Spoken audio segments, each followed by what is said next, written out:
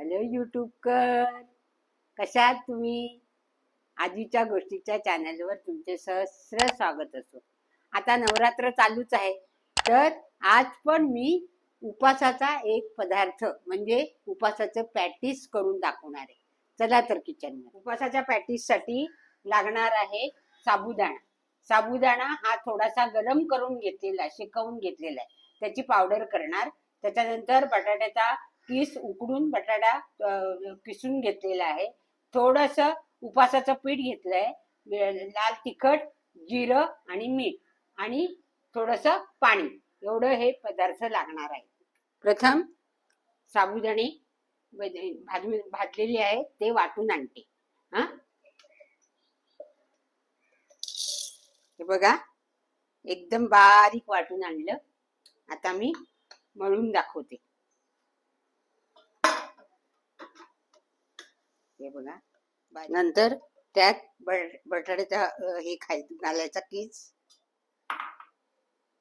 थोडं उपासाचं पीठ, जिरं, मीठ आणि लाल तिखट हे सगळं मळून घ्यायचं आणि मग पोळी लाटायची. पाणी लागलं तर थोडंसं घालायचं. लागेल वाटतं मला थोडंसं पाणी. हे बघा, गोळा तयार झालेला आहे. आता तुम्हाला मी पॅटीस करून दाखवते. 3 ते 4 चमचे पाणी लागलं.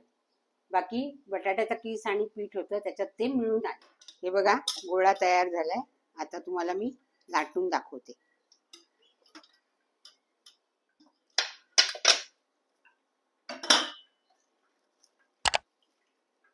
हे बघा, पीठ हे प्लास्टिकची पिशवी घेतली आहे म्हणजे ते चिकटणार नाही. तर त्याच्यासाठी आपण हे आता लाटूया.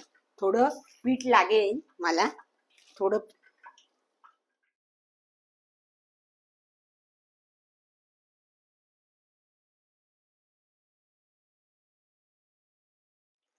जर बाजूनी फुटत असेल तर ते आपण हाताने करू शकतो. तेल गरम होत आलंय. हे बघा, हे असे छोटे पॅटीस करायचे.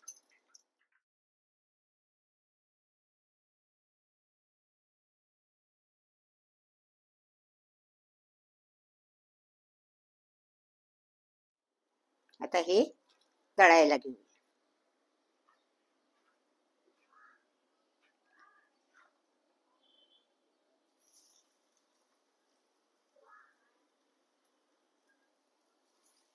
असे जाडच करायचे. पॅटीस आहेत ना, वेगळ्या तऱ्हेचे पॅटीस आहेत. जरा खरपूस तळायला द्यायचे.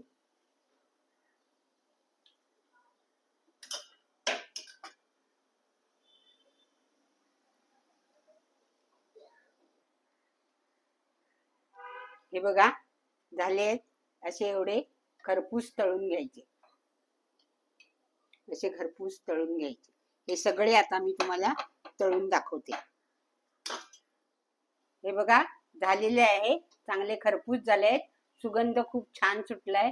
साधं सरळ सोपं असं हे उपासाचा पॅटीस.